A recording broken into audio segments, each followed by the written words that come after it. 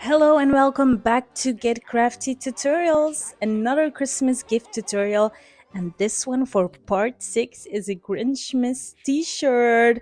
I do not know if the Grinch is very happy with this tutorial though, so let's just go ahead through the tools and materials for this tutorial. Okay, so for this tutorial I will be using lots and lots of colors, and this is not a regular iron-on, I am using flock iron-on. And as you can see, I do not know if it's clear, but it's a lot thicker than just a sheet of iron-on, and it has that velvet effect. Okay, so now the glossy side is still on it, but we do have a matte side and a glossy side, and the glossy side needs to go on the matte, and then we do have the matte side that is above, and that is where we are going to cut on. Okay, so we do need to mirror it as well. Same principle, glossy side on the mat. Okay, so I do have all of these colors that I'm going to use. So I have this red, then I have a more darker red. So as you can see, that is the color that is going to be on the t-shirt, not the back side, and the dark green. Okay, so this is the material I'm using. I will link it in bio as usual. Then I am using just a regular blank t-shirt. Doesn't matter, it's not one for sublimation, regular, okay, because we're just using iron-on. Then for the tutorial, I'm using my Cricut weeding tool that I always use in the tutorial, so I'm linking it as well, and a scissor to go ahead and cut up the pieces because I'm using one mat. Okay, so I will link everything in bio, but then let's just move ahead to step 1, which is opening our Cricut Design Space, and we'll start with the blank canvas. So what I am going to do in this tutorial is I'm going to go through a lot, you guys. So prepare yourself for 30 minutes of real fun. So I want to open editable images. So in editable images, if you click on that one, you will see that it will open up all of these images and phrases that are editable. So you can modify them and work with them. So especially the blue parts. But when I type in Christmas, I found these Christmas trees template that I really love, and I'm just going to go ahead and scroll, and it's this one. So I really loved the trees, and especially the fourth one. It gave me that cringe feeling. So I am going to add this one to canvas. So as I always say, kudos to the owner of the SVG because I love it. Okay, so now it's added to our canvas, and you can see that this one has multiple layers. So I'm just going to go ahead and remove the name because we do not need this one. If you want to personalize it, well, then it's perfect to add a name. Just going to go ahead and delete it. Then as well for the Merry Christmas, I'm going to use another one. So delete this one as well. I only need the trees, you guys. So I'm going to go ahead and minimize my screen. That way it's much clearer. And I'm going to duplicate the trees. And in a second, you will see why. Okay, so click on the image, go to duplicate, or just Ctrl+C and paste. And this way you have 2 times the trees. Okay? Now, we're going to click on the first one and go to contour. In contour, because we only need some of the things editable, so I'm going to click on the heart. I'm going to click on the middle star above as well. Going to click on the star in the next one. And then I'm going to click on the heart. The reason why I'm doing this is because I want this in another color. So now you'll see those are removed from the image. Now we'll go to the other one, do the same process. So we're going to go ahead and click on contour. Here we want to do the reverse. So much easier is to hide all. So just hide everything and then click on the same images as before. But here it is a reverse process, so you want to make them visible. Okay, so close, and now you'll see that the only ones remaining are these. So to give you a better sight, I'm just going to change the color. So we are going to use a basic cut, and I'm going to change it to green. So this represents our tree, and this one I'll change it to red. Okay, now I'm just going to layer that one on top of the other one to give you a preview of what it needs to be. Okay, so next up, I want to add my text. And for this, I do need my font, and I am going to show you everything from A to Z. So let's go ahead to Google Chrome because we're going to download the Grinch font, okay? So I am putting the link in bio as well.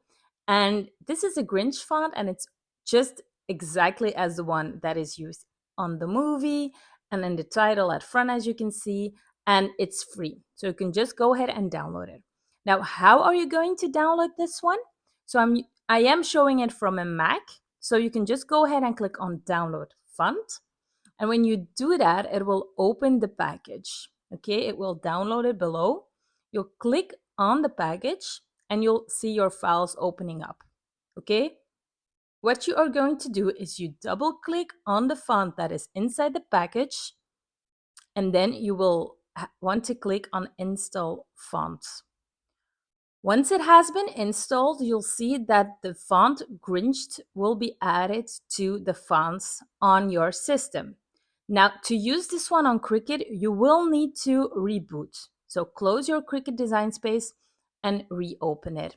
And then when we head back to Cricut Design Space, you can just go ahead and add a text box. Okay, and once your text has been added, I am just going to go ahead and type Mary, and you will want to go to font. Okay, in font, you'll go to the tab System, and there you can search font name. And we do know it's called Grinch, so even Grinch, and there you go. That is the font we've just downloaded into our system. We restarted our Cricut Design Space, and it is available to use. So as you can see, this is the Grinch font that I am using in this template. Okay, I will link the font in bio. So now I'm going to change the color because I want to have Mary. Now, instead of adding a text box, I'm just going to duplicate the same box. Why is that? Because that way the font is already all set up and I do not have to repeat the same process. Normally, by adding a text box, it also adds the last used font, but I do find it just a tad, let's say it's something I'm used to. So this one, I want to put in Grinch, all in cap letters, of course. So I'm just going to go ahead and type in Grinch. Now the red is just a bit too merry, so we are going to go for the green one. Yes, the green of the Grinch to add that extra effect because I do love it so much. And then the only thing is that is missing is the mask. Okay, so I'm just going to go ahead and duplicate this one again.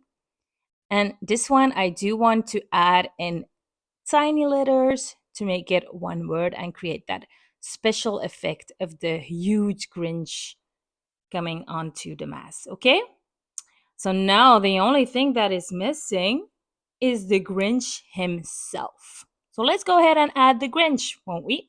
So I already have an image that I love to use in other projects, and I am going to show you how.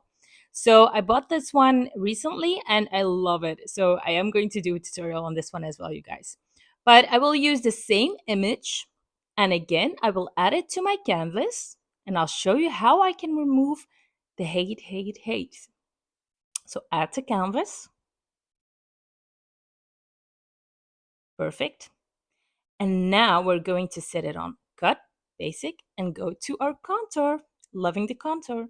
So I'm hiding everything and I'm just selecting the Grinch. Yet again, the magic of the tab contour. I just love it. So what we're going to do is we're going to make him a tad bigger, just a bit bigger, and put him in front of the tree. Same color as the Grinch. That makes it much pleasant. And it does says Mary, doesn't it? Yep, I do think we need to add a Santa Claus hat for this one. So let's go to images, because there we can find a lot. Put in Santa hat, search. Oh, so many choices. This one is all bright and merry, so let's just add this one to canvas. Perfect. Now we do want to flip it because the Grinch is standing on the other side, so I am going to flip and select flip horizontal. There you go. And we do want to move it a tad. This way it fits nice on the Grinch, his head, and it hides his little hairs over there. Okay, perfect. Now it's perfect. Okay, so I do think we have our entire design, so let me just resize this. A bit too small.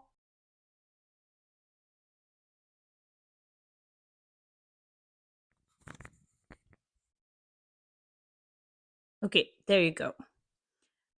Okay, now before I want to click on make, I just want to tell you we are using a lot of colors, so this procedure will be slight difference. So I want you to go ahead and click on make it and make sure that it's set on basic cut. Okay, because we do have a lot of colors and we do have a lot of layers, but I'm going to show you how to use everything on one mat. So click on make it. Okay, so now you see the mat. So I'm just going to show you how I'm going to move a mat to this one. So you'll go to another mat, you'll click on the dots and you'll click on move objects. And you're going to select the mat where you want to move the object to. Okay? So now you see that the one that was on the red mat moved to the white mat. And I'm going to continue the process until I've done them all. So I'm going to speed this up because otherwise it will take way too long. And as you can see, we're just going through the process one by one. And I am resizing them, replacing them, just to make sure that I'm using the right space for the right color. Because I do already have my flock iron on, because I will be using flock iron on all cut up and good to go. So I'm using scrapes, bits and pieces, and this is ideal that you can just go ahead and put them all on one mat, one cut, but you need to be precise because just a slight inch centimeter that is wrong, well, then you have a problem. Okay, so now you can see that all the mats, the other ones, are still there, but they're all empty and everything is on one. And we're going to mirror them because it is iron on. And you can click on continue.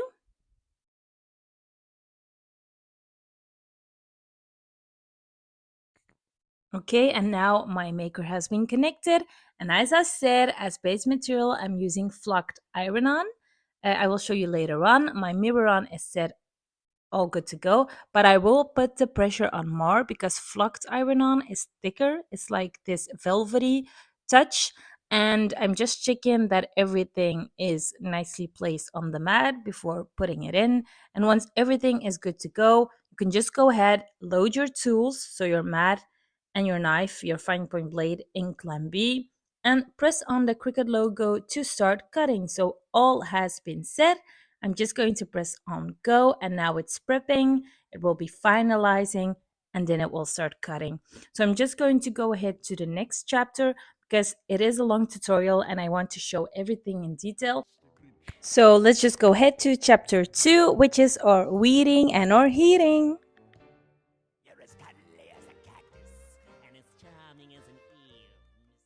Okay, so everything has been cut right to the smallest detail. And as you can see, I have my scripts and bits. Actually, these are all, I showed you the A4s and the previous tools and materials, but I've actually used some stuff that I already had lying around. And these are those cuts. So as I said, it has cut on the matte side and we do have the glossy side that will be on our design.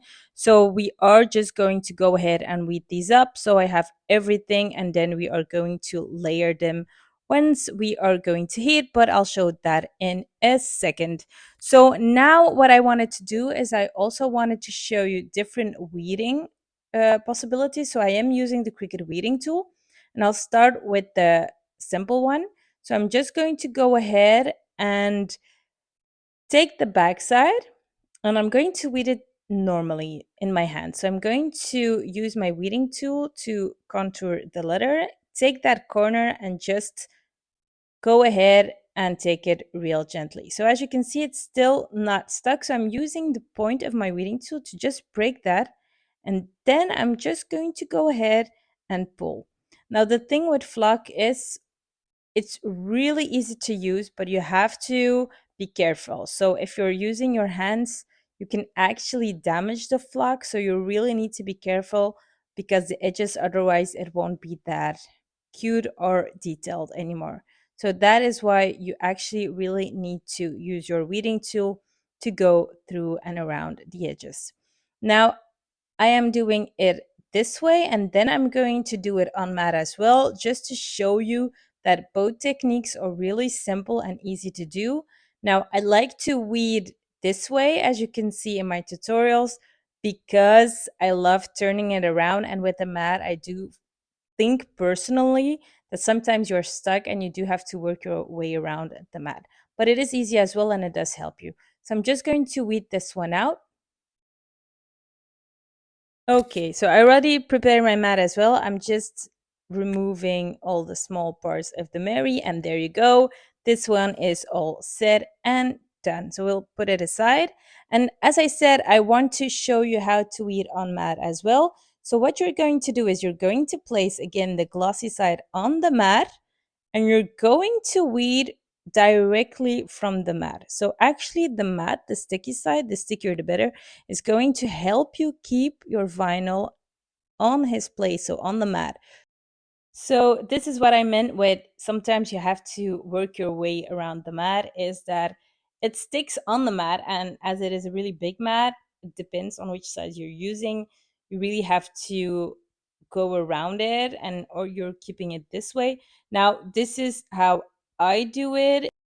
So for me, I do think personally that it's also the flock that I'm using, because it's not that easy to weed out, and the cut as well, because it's a font we've downloaded. Now, if it were maybe regular vinyl or iron on, it would be much easier. But there you go. I'm just going to go ahead and take out the little piece of art, and we do have our Grinch all good to go as well. And I'm just going to go forward and weed everything out in a fast way, because otherwise this tutorial will take a long time. So see you for the second step, and that is then our heating. One Mr. Grinch. You really are a heel. You're as cuddly as a cactus and as charming as an eel, Mr. Grinch. You're a bad banana with a greasy black peel.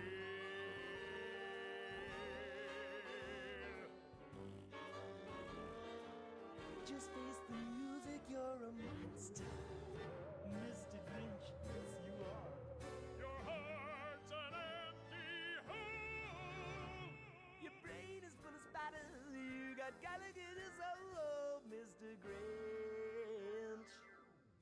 I wouldn't touch it. Okay, you guys, here they are. We've all done them. It was a lot of work. I do know you have to be patient with this part, especially the weeding part, but it is amazing, the end result. You'll see in a second.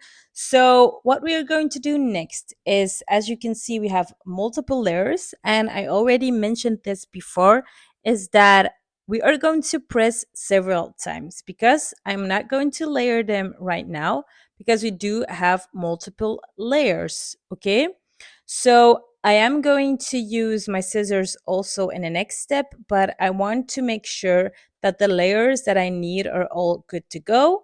And to do that, I just need to take my Santa hat. So I have a red one over here, and I have the white one. So I'm just going to do this manually, because we do have the space.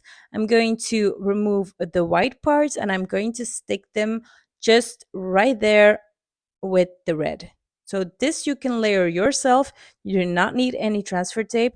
Now, I do have to tell you, Flock Iron On is amazing for this.